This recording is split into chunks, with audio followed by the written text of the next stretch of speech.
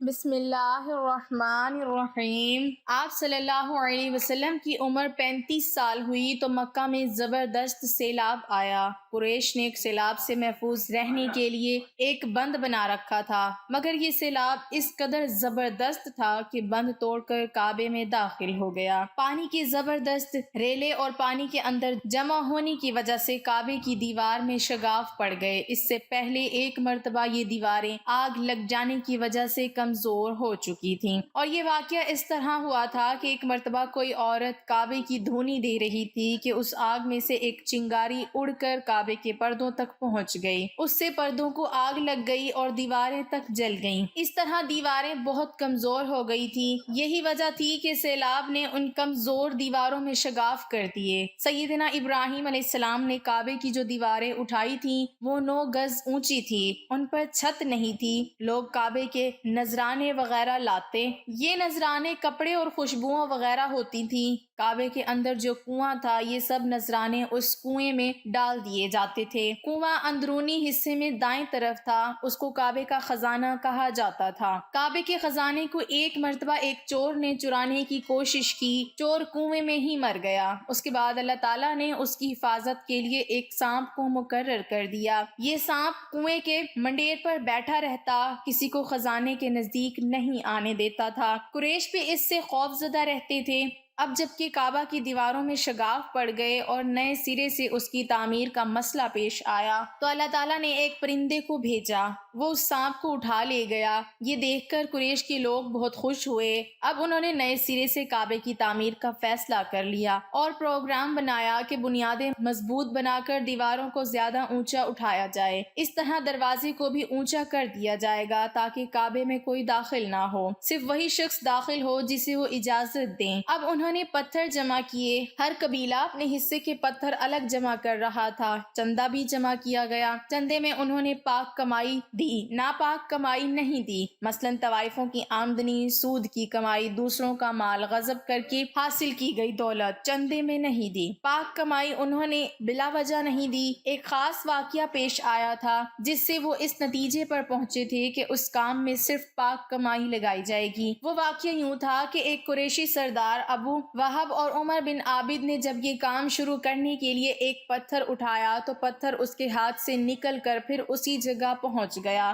جہاں سے اسے اٹھایا گیا تھا۔ اس پر قریشی حیران و پریشان ہوئے۔ آخر خود وہب کھڑا ہوا اور بولا، اے گروہ قریش، کعبہ کی بنیادوں میں سوائے پاک مال کے کوئی دوسرا مال شامل مت کرنا۔ بیت اللہ کی تعمیر میں کسی بدکار عورت کی کمائی، سود کی کمائی یا زبردستی حاصل کی گئی دولت ہرگز شامل نہ کرنا۔ یہ واحد نبی کریم صلی اللہ علیہ وسلم کے والد حضرت عبداللہ کا ماموں تھا اور وہ اپنی قوم میں ایک شریف آدمی تھا۔ جب قریش کے لوگ خانہ کعبہ کی تعمیر کے لیے پتھر ڈھونڈ رہے تھے تو ان کے ساتھ نبی صلی اللہ علیہ وسلم بھی پتھر ڈھونڈنے میں شریک تھے۔ آپ صلی اللہ علیہ وسلم پتھر اپنے گردن پر رکھ کر لا رہے تھے۔ تعمیر شروع کرنے سے پہلے قریش کے لوگوں نے خوف محسوس کیا کہ دیواریں گرانے سے کہیں ان پر کوئی مصیبت نازل نہ ہو جائے۔ آخر ایک سردار ولید بن مغیرہ نے کہا، کعبہ کی دیواریں گرانے سے تمہارا ارادہ اصلاح اور مرمت کا ہے، اس کو خراب کرنے کا۔ جواب میں لوگوں نے کہا، ظاہر ہے ہم تو مرمت اور اصلاح چاہتے ہیں۔ یہ سن کر ولید نے کہا، تب پھر سمجھ لو کہ اللہ تعالیٰ اصلاح کرنے والوں کو برباد نہیں کرتا۔ پھر ولید ہی نے گرانے کے کام کی ابتدا کی، لیکن اس نے ابھی صرف ایک ہی حصہ گرایا تھا کہ معلوم ہو جائے کہ ان پر کوئی تباہی تو نہیں آتی۔ جب وہ رات خیریت سے گزر گئی تب دوسرے دن سب لوگ اس کے ساتھ شریک ہو گئے اور پوری عمارت گرا دی، یہاں تک کہ ان کی بنیاد تک پہنچ گئے۔ یہ بنیاد حضرت ابراہیم علیہ السلام کے ہاتھ کی رکھی ہوئی تھی۔ حضرت ابراہیم علیہ السلام نے بنیادوں میں سبز رنگ کے پتھر رکھے تھے۔ یہ پتھر اونٹ کی کوہان کی طرح کے تھے اور ایک دوسرے سے جڑے ہوئے تھے۔ ان لوگوں کے لیے ان کو توڑنا بہت مشکل ثابت ہوا۔ دائیں کونے کے نیچے سے قریش کو ایک تحریر ملی، وہ تحریر سریانے زبان میں لکھی ہوئی تھی۔ انہیں سریانی زبان نہیں آتی تھی۔ آخر ایک یہودی کو تلاش کر کے لایا گیا، اس نے وہ تحریر پڑھ کر انہیں سنائی، میں اللہ مکہ کا مالک جس کو میں نے اس دن پیدا کیا، اور میں نے آسمانوں اور زمینوں کو پیدا کیا، جس دن میں نے سورج اور چاند بنائے، میں نے ان کو یعنی مکہ کو 7 فرشتوں کے ذریعے گھیر دیا ہے، اس کی عظمت اس وقت تک ختم نہیں ہوگی جب تک اس کے دونوں طرف پہاڑ موجود ہیں، اور ان پہاڑوں کے سردار ایک تو ابو قیس پہاڑ ہے جو کہ صفا پہاڑی کے سامنے ہے، اور دوسرا کان پہاڑ ہے جو مکہ کے قریب ہے، جس کا رخ ابو قیس پہاڑ کی طرف ہے۔ یہ شہر اپنے باشندوں کے لیے پانی اور دودھ کے لحاظ سے بہت بابرکت اور نفع والا ہے۔ یہ پہلی تحریر تھی۔ دوسری مقام ابراہیم سے ملی، اس میں لکھا تھا کہ مکہ اللہ تعالیٰ کا محترم اور معظم شہر ہے، اس کا رزق 3 راستوں سے اس میں آتا ہے۔ یہاں 3 راستوں سے مراد قریش کے 3 تجارتی راستے ہیں، ان راستوں سے قافلے آتے جاتے تھے۔ تیسری تحریر اس سے کچھ فاصلے سے ملی، اس میں لکھا تھا جو بھلائی بوئے گا لوگ اس پر شک کریں گے، یعنی اس جیسا بننے کی کوشش کریں گے، اور جو شخص رسوائی بوئے گا وہ رسوائی اور ندامت پائے گا۔ تم برائیاں کر کے بھلائی کی آس لگاتے ہو، ہاں یہ ایسا ہی ہے جیسے کیکر یعنی کانٹے دار درخت میں کوئی انگور تلاش کرے۔ یہ تحریر کعبہ کے اندر پتھر پر کھدی ہوئی ملی۔ کعبہ کی تعمیر کے سلسلے میں قریش کو پتھروں کے علاوہ لکڑی کی بھی ضرورت تھی، چھت اور دیواروں میں لکڑی کی ضرورت تھی۔ لکڑی کا مسئلہ اس طرح حل ہوا کہ ایک جہاز عرب کے ساحل سے آ کر ٹکرا گیا۔ آج اس مقام کو جدہ کا ساحل کہا جاتا ہے، پہلے مکہ کا ساحل کہلاتا تھا، اسی لیے مکہ کا قریب ترین ساحل یہی تھا۔ ساحل سے ٹکرا کر جہاز ٹوٹ گیا۔ وہ جہاز کسی رومی تاجر کا تھا۔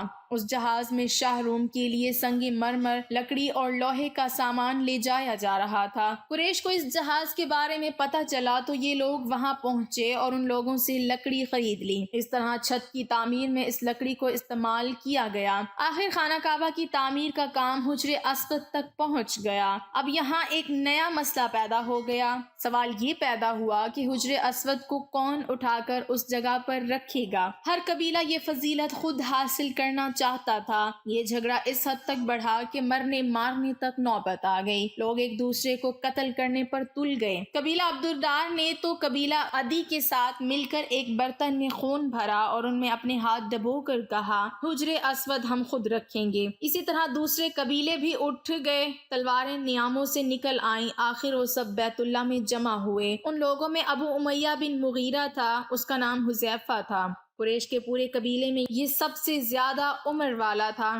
یہ ام المومنین سیدہ ام سلمہ رضی اللہ تعالی عنہ کا باپ تھا۔ یہ قریش کے انتہائی شریف لوگوں میں سے تھا۔ مسافروں کا سفر سامان، کھانا وغیرہ دینے کے سلسلے میں بہت مشہور تھا۔ جب کبھی سفر کرتا تو اپنے ساتھیوں کے کھانے پینے کا سامان خود کرتا تھا۔ اس وقت اس شدید جھگڑے کو ختم کرنے کے لیے اس نے ایک حل پیش کیا۔ اس نے سب سے کہا اے قریش کے لوگوں، اپنا جھگڑا ختم کر کے تم یوں کرو کہ حرم کے صفا نامی دروازے سے جو شخص سب سے پہلے داخل ہوگا اس سے فیصلہ کرا لو، وہ تمہارے درمیان جو فیصلہ کرے وہ سب اس کو مان لیں۔ یہ تجویز سب نے مان لی۔ آج اس دروازے کو باب السلام کہا جاتا ہے۔ یہ دروازہ رکن یمانی اور رکن اسود کے درمیانی حصے کے سامنے ہے۔ اللہ کی قدرت کے اس دروازے سے سب سے پہلے حضور صلی اللہ علیہ وسلم تشریف لائے۔ قریش نے جیسے ہی آپ صلی اللہ علیہ وسلم کو دیکھا تو پکار اٹھے یہ تو امین ہے، یہ تو محمد ہے، ہم ان پر راضی ہیں۔ اور ان کے ایسا کہنے کی وجہ یہ تھی کہ قریش اپنے آپس کے جھگڑوں کے فیصلے آپ صلی اللہ علیہ وسلم سے ہی کرایا کرتے تھے۔